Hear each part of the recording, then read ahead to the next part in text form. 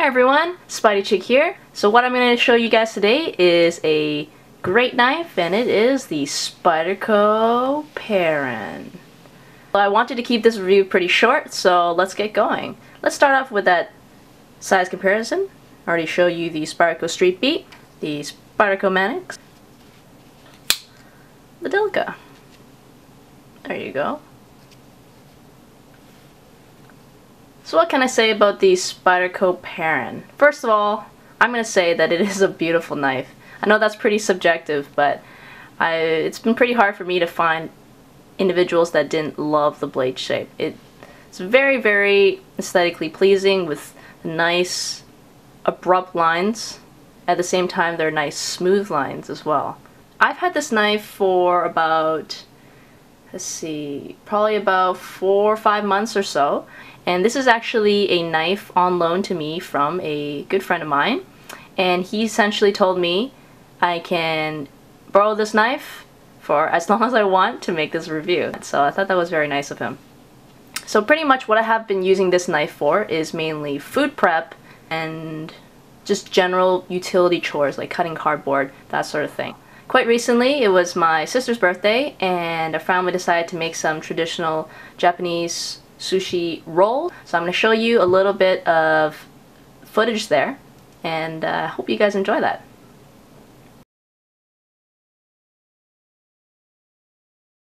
So we're just using the Spyderco Perrin. Oh, what a beautiful knife. It really is. It's good that you're saying that for the review. So normally we would be cutting the tuna longitudinally in strips here if we were making traditional tuna, but we're gonna be serving about 18 to 20 people tonight, so we're going against what we normally would do, just so that it can actually fits into the seaweed wrapper.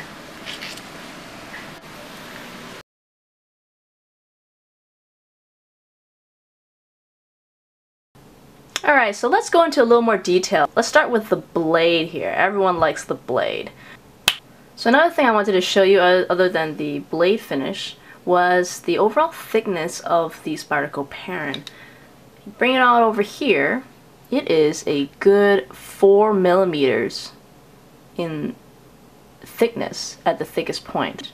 And right at the beginning of the swedge, it tapers very quickly to the end. So what happens is, because most of the blade length is 4 millimeters in thickness, the overall blade feel is that the knife is very, very sturdy. However, because it tapers in this direction right here, I find that the knife is very, very good for detailed work. However, because the blade stock, the thickness of the blade is 4 millimeters up to the majority of the blade, probably 65% of the blade, here the overall knife feels very sturdy in hand. So that has to do with the blade's thickness on the top part here. As I alluded to a little bit earlier, the handle of the Spyderco Perrin, which is made from fiberglass reinforced nylon, is an important factor in providing that sturdy and strong feeling that you get when you're using this knife. And one of those reasons is because of the overall ergonomics. Not only is the ergonomics catered to in this dimension, it's catered to this dimension as well. From an aerial view, you can see that the handle is not flat, as for instance, let's say the Spyderco Delica. This handle is definitely more comfortable. As you can see, that there are actually grooves that are present to actually fit into the form of your hand. So let's say I put my hand over here, it's comfortable in both dimensions, and you have a nice solid grip, and that grip, coupled with the finger groove, coupled with the thick stock that we have here, the overall knife feels sturdy, comfortable, and very, very solid. Another important aspect to this is the jimping, and the jimping is another thing that adds to further control. So let's take a nice close look at the jimping. As you can see here, the jimping here is a very, very nice long stretch, and what that does is, when you're holding the knife,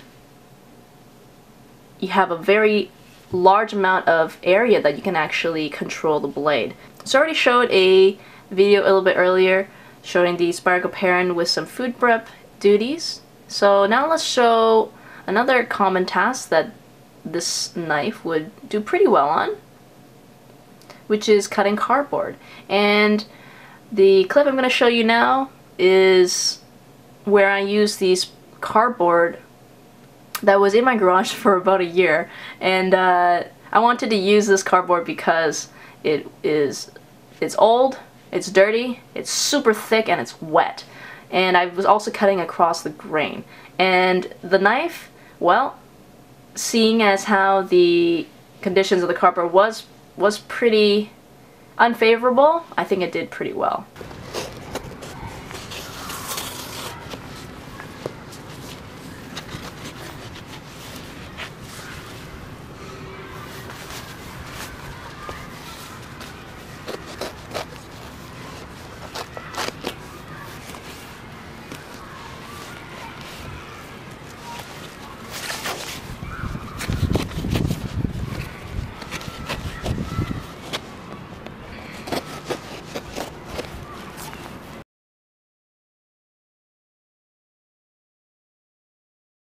I know we already talked about the blade, the handle, jimping, overall feel of the knife, ergonomics. It is a wonderful blade. It has a nice confidence building feel that you get from the knife. Very, very nice, aesthetically pleasing looks to it. Nice long and wide bevel, even bevel.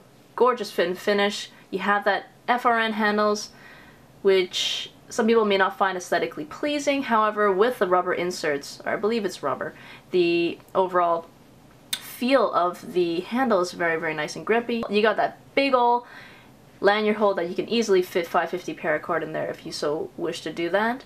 And the gorgeous blade shape, man, this knife is absolutely wonderful. There's my review of the Spyderco Perrin. I hope you guys enjoyed it. I know this knife is discontinued, but if you guys can score one of these, I would highly recommend it. In case you guys were wondering, for this review I've been using the Jetbeam RRT0 as well as my Quark Mini AA to light the video. The review for my Jetbeam RRT0 is upcoming, so stay tuned for that. So if you guys have any comments, just post them down below and stay tuned for the next video. Take care, you guys.